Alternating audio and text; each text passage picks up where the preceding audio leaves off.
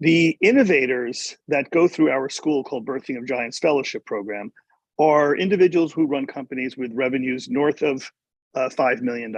So they're companies that do well. They're typically started from scratch. They don't have VC money. They don't have private equity money.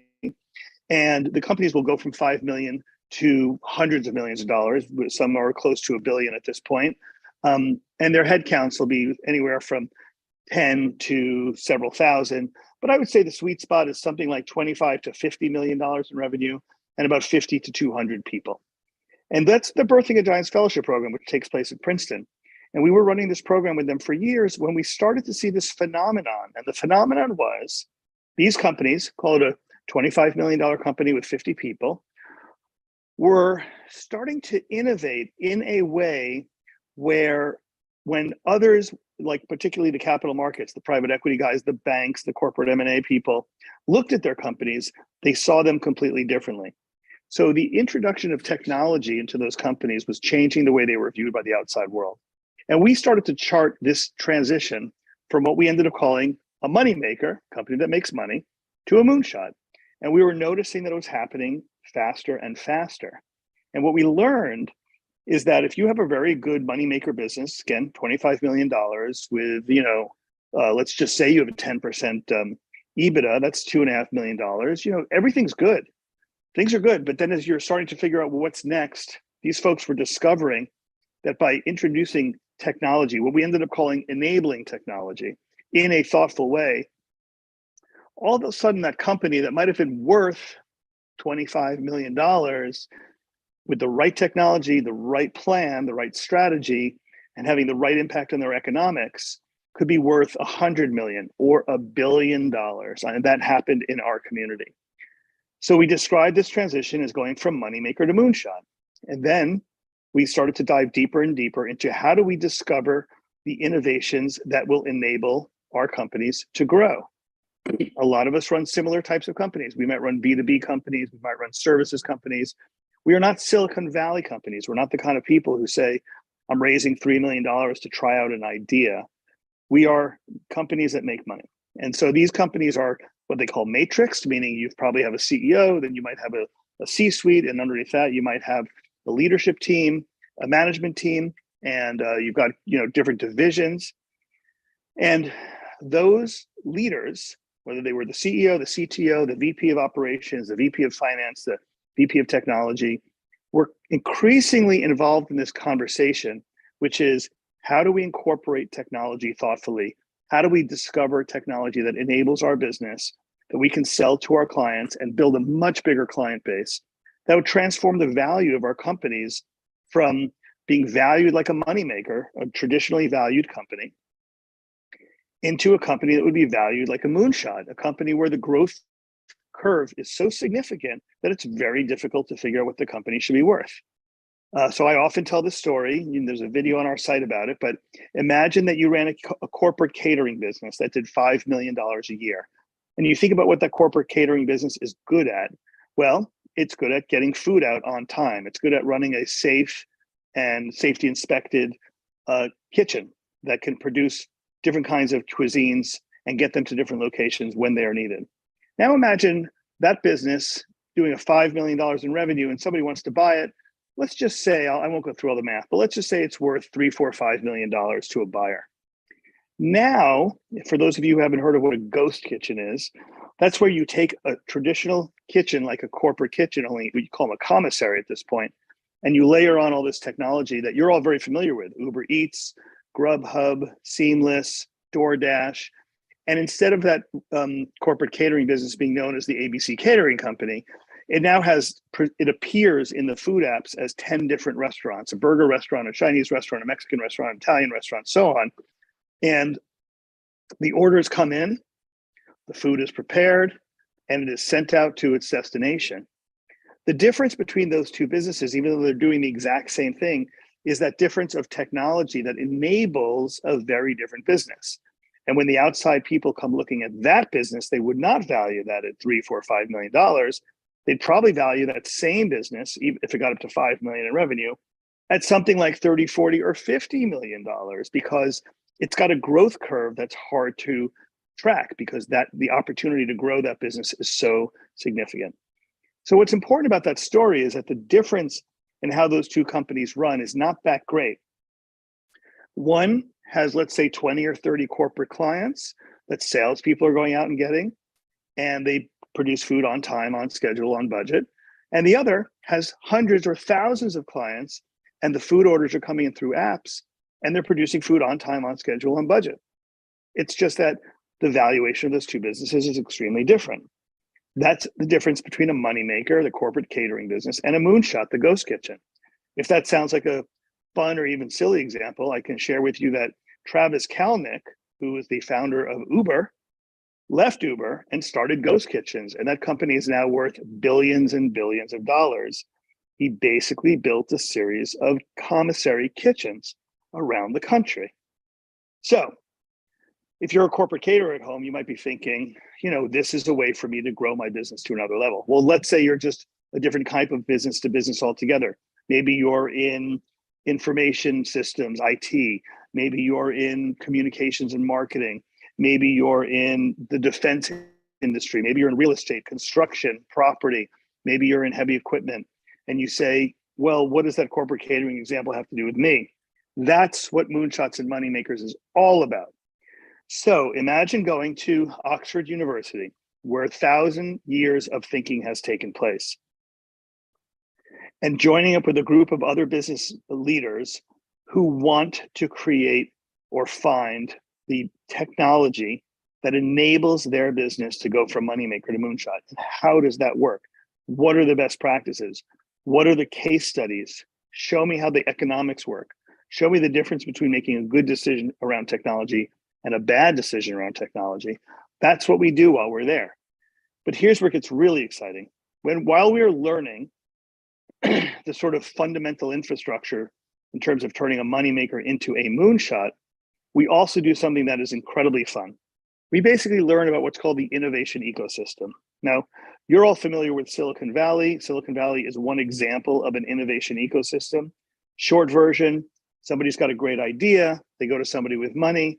So there's the idea people on one side, and they're also the operators, and then they've got the money people on another side, and the money finds its way to the idea people, and they come up with a new way to do something, and they build that company. That's the Silicon Valley model.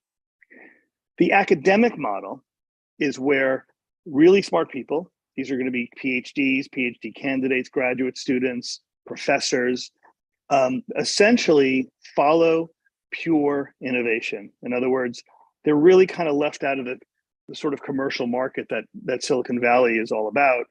And they say, just come up with something that's different, that's innovative, that moves the needle, that advances the cause.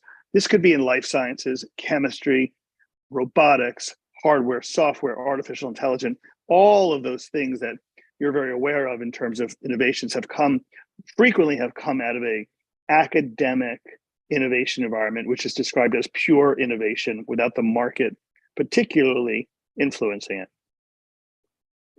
Here's what happens at Oxford. At Oxford, they have about a $1 billion R&D budget. That means that these kinds of experiments are taking place all over Oxford, sometimes for 20 years.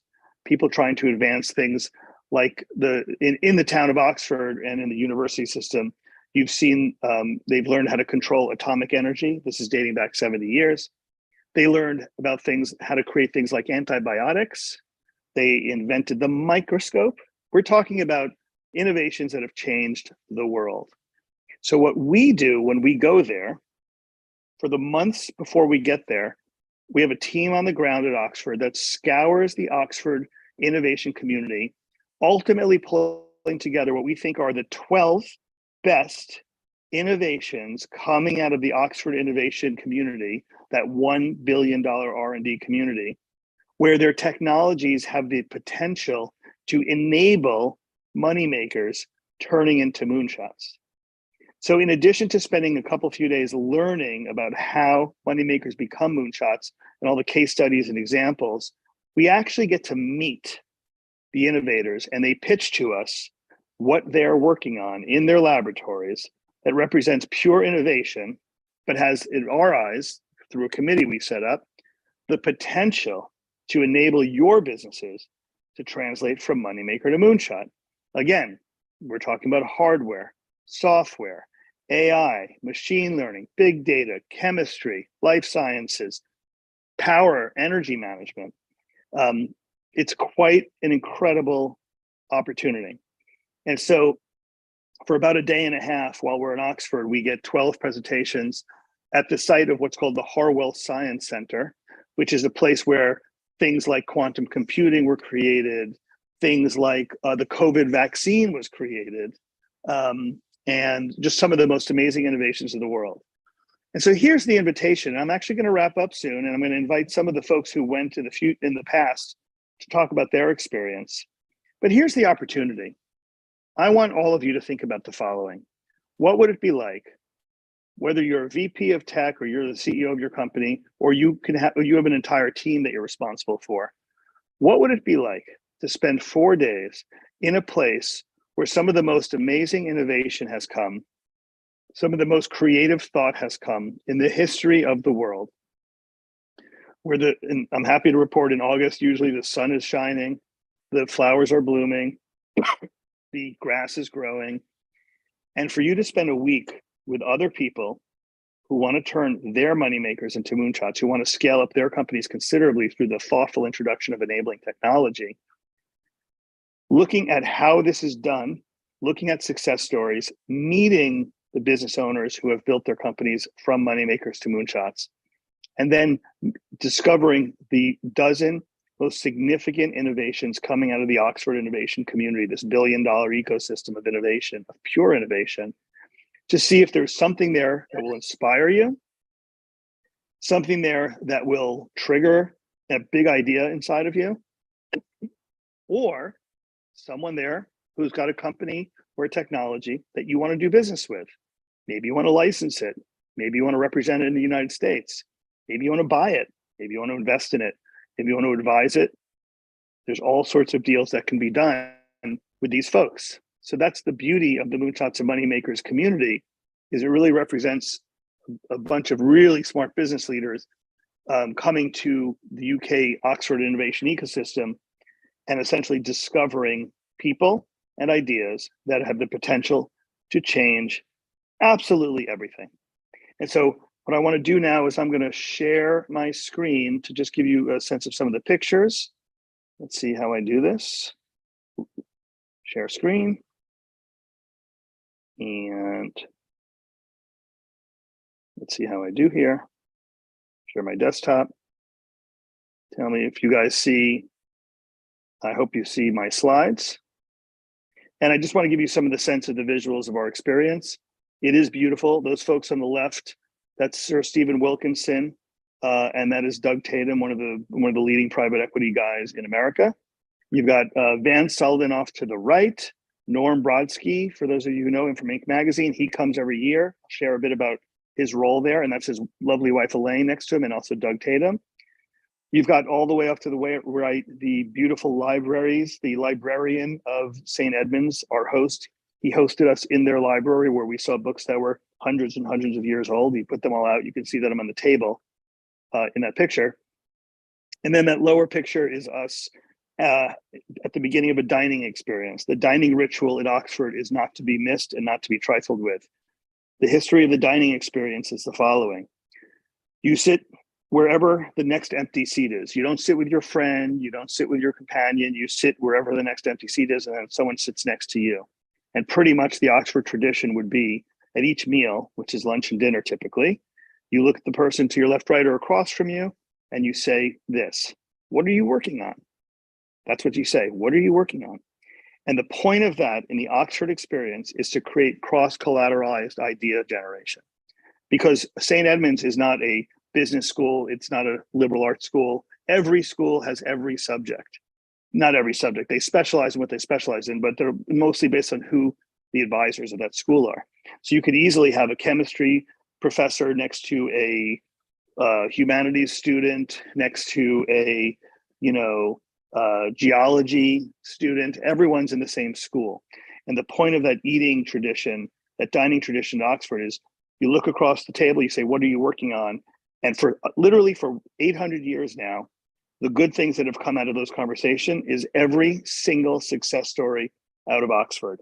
People collaborating and sharing ideas. So that bottom picture is us all getting ready. We're listening to a speaker right now. And when he's done, we will just join each other. These are the folks that attended, and we will get to know each other. What are you working on? That's where the collaboration takes place.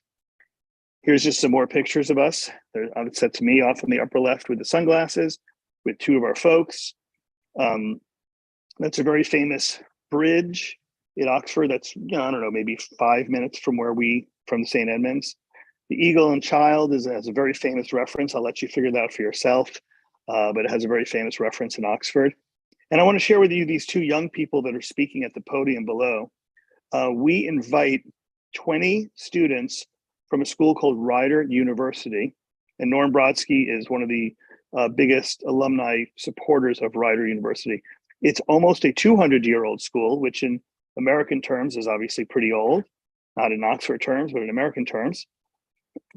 And those two young people that you see speaking are part of the 20 we take with us. So here's how it happens. First of all, Rider University is what's called an FLI school. F stands for first in the family to go to college. LI stands for low income.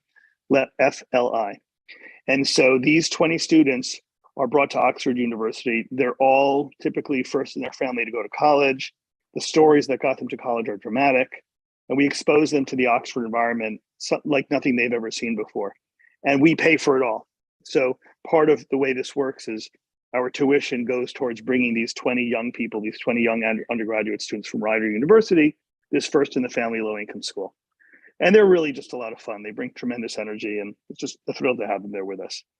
And so here what you have is the courtyard of St. Edmunds. I mean, there's a reason why we call it Hogwarts for entrepreneurs. This is really ripped right out of Harry Potter. And in fact, Harry Potter scenes are shot throughout Oxford. And this is just the collective group who went last year, including the students. And it's quite a wonderful community of people. They help each other. They're there to support each other. And it just makes for a very wonderful experience over 4 days in a beautiful place, Oxford. So with that, what I'd like to do is invite you. Well, first, let me tell you some of the details of the program itself. It takes place from August 7th, which is a Monday, to August 10th, which is a Thursday. We have a bonus program on August 11th for people who are interested in innovations coming out of the government sector. But we also encourage people to stay through August 11th, Friday, because we want them to stay for one solid day walking around Oxford, processing all the tremendous ideas that have passed through their head and just enjoying the grounds on that Friday. So formal program is from August 7th, Monday, to August 10th, Thursday. Strong recommendation to stay one more day on Friday and enjoy the experience. So that means, logistically speaking, you're going to be arriving probably on Sunday, August 6th. The two airports that serve Oxford, one is called Gatwick Airport and the other is the very famous Heathrow Airport. They're both basically equidistant. You can take a car from the airport to Oxford, but the UK has wonderful public transportation, so you can take a train or a bus from the airport to Oxford. And while we're there, you can stay in the dorms of St. Edmunds. Obviously, those are inexpensive. We do have rooms in the dorms available for people where we actually have their own bathroom. Each person has their own bathroom. It's kind of an extraordinary thing if you think about it being a 700-year-old university where some of the dorm buildings don't even have bathrooms in them. But we have dorm rooms where the bathrooms are actually in the dorm rooms. Or if you're more comfortable, you could stay at a Marriott hotel down the street, or you could stay at some beautiful local hotels, which we identify for you. Obviously, price is commensurate with the quality. So you can stay with all of us. The whole faculty stays in the dorms because it's a lot of fun, and those Rider students stay with us in the dorms, or you can stay in a hotel. The price is 4,995 British pounds plus hotel, depending on which you choose, and your travel. And a lot of folks do the following. They often bring a companion, which you can do. That companion will be invited to some of the things we do, the more social things that we do. You can, bring your family, which is common. You can bring your entire team or some members of your team that you want to reward with this experience. It's a great experience for that member of your team who thinks, I have a lot of ideas. I need to figure out how to marshal these ideas into something productive. And we basically show them, ideas are only valuable if they can turn your moneymaker into a moonshot. We teach how that happens. And it's just a very enriching experience of basically people who are innovative minded in an environment where $1 billion of innovation funds are being thrown around. I think that's all I really wanted to say. We still have enrollments available, so you're welcome to go to moonshotsmoneymakers.com and just request your invitation. And I'm going to ask. Well, Ron Steptoe is always ready for a conversation. So, Ron, I see your hand is up. Hey, Ron, do you mind turning your? Yeah, there you go. And you may have a question, but I also want to ask you to share your experience. Yeah, Louis, thanks for the opportunity. More just want to share my experience. It was absolutely amazing opportunity to, one, get outside the country, get a chance to hear about what innovation is taking place around the world, and to see the connectivity that Moonshots and Moneymakers has made along with Birthing of Giants to Oxford University, and how excited Oxford is about having us come there, as excited as we are about being there is absolutely amazing. I think one of the things I wanted to share more than anything is that for those who decide to participate, you're joining a community. It's not a situation where you go, it's a fee, you go and it's over. It's a live community that continues to grow and expand, and we basically are building our own cohort of innovators that I think in a very unique way will have international connections, and it's our own community. So to be a part of this program, something literally relationships that you can leave to your family members and other folks who become a part of this community, it's a lot more than you think it is. And so I'll just stop there and say that it's a pleasure to be a part of community. One of the reasons I want to be a part of the ambassador program, because I do see these relationships not only transcending my business and what we're doing here, but I see these are relationships I can pass on to my kids. I couldn't agree more. In fact, I almost got my 18-year-old son to come run, and then he sort of tossed me over the side for summer camp. But he will come one day. I agree with you. It was a fun experience. I didn't know Ron before we arrived. Ron and I are now friends. I've had a chance to interview him about not just his business success, but his family history. It is a very rich story. And he's been very helpful to the other people in the community. I think he's seen the direction and dimension for his own business in terms of where to take it, which is a great business called Warrior-Centric Health. Warrior-Centric Health. I just have to plug it because it's such an amazing business. They create a digital document and digital database on the kinds of symptoms and ailments and conditions that warriors, these are start off with veterans who've served the American military, suffer, so that if you are a veteran going to your doctor in Kansas City, Missouri, that doctor will have access to the history of situations, ailments, symptoms that affect veterans because they've been exposed to things that others of us haven't. That eventually can expand to other communities like first responders. Ron is a perfect example of a moneymaker that has always been on his way to becoming a moonshot. The company has been. So thanks, Ron. Thank you for that. See if I can put the squeeze on Bob Eiseminger if he wants to talk. Bob, about your experience there. Yeah, sure, Louis. I'll just share a few thoughts. And number one, it's always important for people to do continuous learning. And this is an event. I'm going to call it an event. It's an event that is different than anything you'll ever go to. It's an event that forces you to step away from your business and sharpen the saw. Just like the best way to chop down a tree is to every once in a while step away from what you're doing and sharpen the saw, and then get back at it. This is the place to do it. It's a place to step away, reflect on your own business, hear from some amazing other folks from businesses that may be completely different than your own. And you may ask yourself, well, what am I ever going to learn from them? And the answer is you'd be surprised. I know I was years ago when I went through Birthing of Giants the first time. The amount of things I learned from folks that had nothing to do with the type of work that I did. And I was in the information technology, government contractor business that I ran. It's worth the amount of money to attend, but more importantly, your time is something that I know is a lot more valuable than just that small fee, and it's worth your time. I know that sounds like a selfish plug, but I would recommend it to anybody. And I think folks that even went to it last year I know a few folks that may have been like a little skeptical, and they walked out just amazed with the program. I would say almost on a high, and wanting to get back to their business and take some of the lessons and conversations that they had with folks and take those and turn them into something really good. Yeah, And, I agree, and, Bob. and I'll Yeah. leave it at that. Yeah, no, thank you so much. And in fact, it was conversations with Bob and Ron and others that got us thinking about the other huge innovation ecosystem. So there's what we call Silicon Valley, which is just people with good ideas, finding people with money. Then you have the academic innovation ecosystem that's famous at places like MIT and Oxford and others. And then you have what's called the government innovation ecosystem, that if you have a solution, a product that can serve government, that can help government solve a problem, and if it's innovative, they have all these mechanisms to fund that process.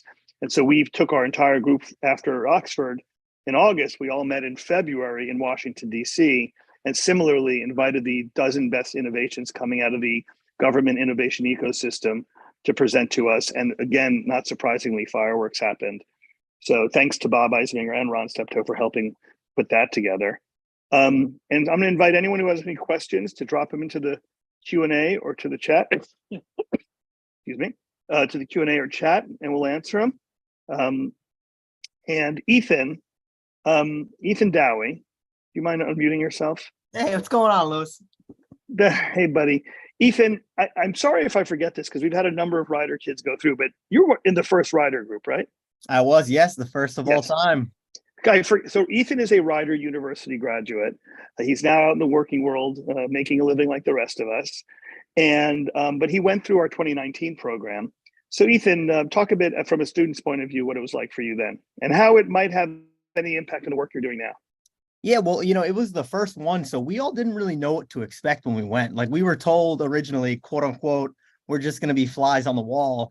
And it couldn't have been more opposite for us. We got there and we were immediately interacting with these great entrepreneurs.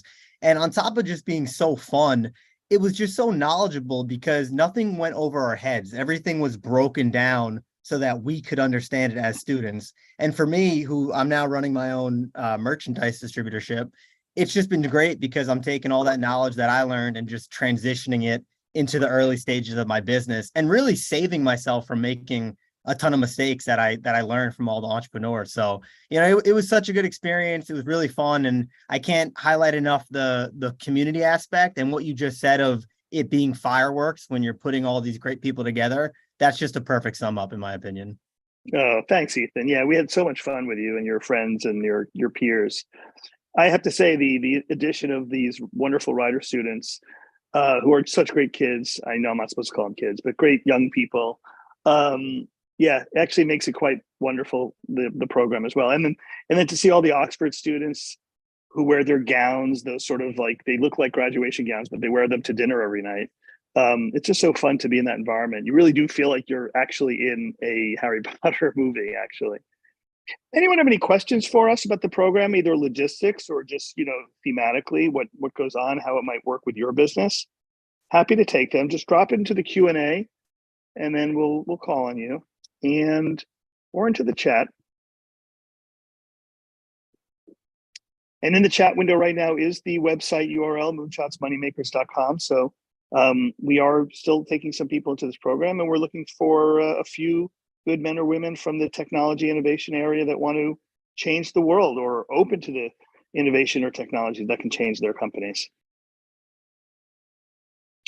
Okay, well, that's perfect. So we are at about 2:36 Eastern time, and I want to thank everyone for coming. Oh, wait, let me see. I just got a question from Ethan. Oh, do we know what the interactive activities would be yet, like the seminars? Yeah, the program, there's actually a version of the program on our website called moonshotsmoneymakers.com. But essentially, day one, it's a great question, Ethan. Thank you. Day one, we really explore what is the environment that we're calling Moonshots and Moneymakers. What's driving this sort of change in business fundamentally, and what are the examples of it? So we're looking deeply at what is why businesses are more frequently becoming moonshots. And let me just give you that thought to rumble around your head for a while. You may be in a category, maybe you're in the trucking business, okay? I don't know. And you say, no, well, we do trucking. We get paid by the mile. We get paid by the ton. This is how our business runs. I promise you this, somebody in that business, a different business next to yours, a company next to yours, is going to introduce innovation in a way that you could have thought of, that anyone could have thought of, because you know your business very well and you know how technology can change it. And they will do it in a way where their business goes from being worth whatever a comparable business would be worth to something that's 10 or 100 times more valuable because of it. I'll tell you the story of D'Artagnan Meats. This is a meat wholesaler, about $125 million meat wholesaler, and they serve restaurants. And they brought the same, let's say 10 choice cuts to restaurants from the cow. And, it became obvious to them that there was a lot of other parts of the cow that could be served to people. It's just that they weren't popular at restaurants. So they basically, after having built this massive nationwide meat distributor, started to build a what they call a DTC business, a direct-to-consumer business. So they were packing, instead of sending 100 pounds of meat to a restaurant, they were now putting them in little packages of 1 or 2 pounds. And you'd go on the website and you'd buy a piece of meat. Now the margins in that business were much, much better than the business where you sell 100 pounds to a restaurant. And lo and behold, a private equity firm comes through and says, you know what? That little $5 million direct-to-consumer business you've built is worth as much as your $125 million meat distributor, because the growth potential was so great for that business. So she was able to turn her moneymaker into a moonshot alongside her moneymaker. I tell that story because day one, we're basically exploring deep dive how this is taking place. Day two, we look at all the different innovation ecosystems, Silicon Valley, government, academic, how they work, what the opportunity is for all of us, how we can leverage those innovation ecosystems the most. And day three, we go visit the innovators at Harwell Science Center. Day four, we essentially close out with some really powerful keynotes, and we network with each other and we network with the innovators. We make deals with the innovators. And day five, I think, is a day of open reflection where you just hang out in Oxford. But we're also adding on a new piece, which is that you can see what the UK government innovation ecosystem is producing. So it's kind of a new thing. Great question, Ethan. And I see Art has asked a question. Yes. Are there any follow-on activities after the conference where attendees stay connected? Yes. Great question, Art.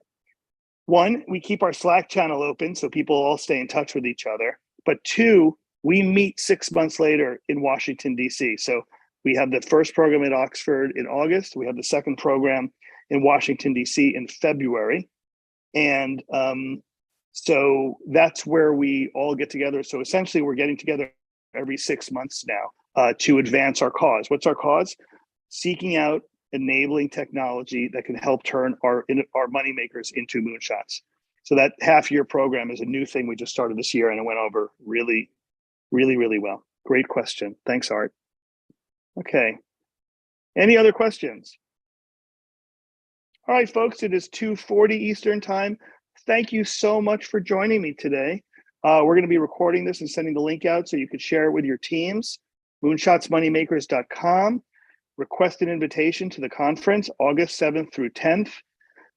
Have the experience of a lifetime in a place called Oxford. Some of you have been there, many of us haven't.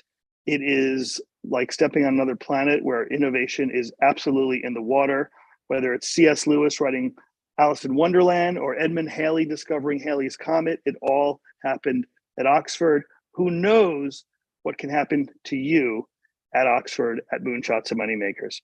Thank you all and have a really great day. Really appreciate your joining us for this information session today. My name is Louis Schiff, signing off.